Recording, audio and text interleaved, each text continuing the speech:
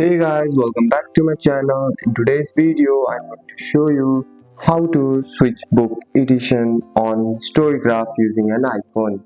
First, open the StoryGraph app on your iPhone and make sure you are logged into your account. Once you are on the home screen, you are ready. Now find the book you want to fix. You can search for it using the search icon or find it in your library. Tap on the book to open its page. On the book page, scroll down slightly and look for the View All edition.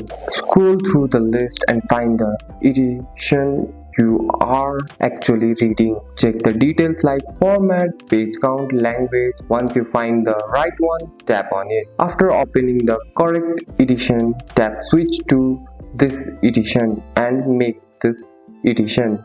StoryGraph will now update your book to the new edition. And that's it. That's all for today's video, guys. If you found this video helpful, drop a like and subscribe for more videos. Thanks for watching. See you in the next one.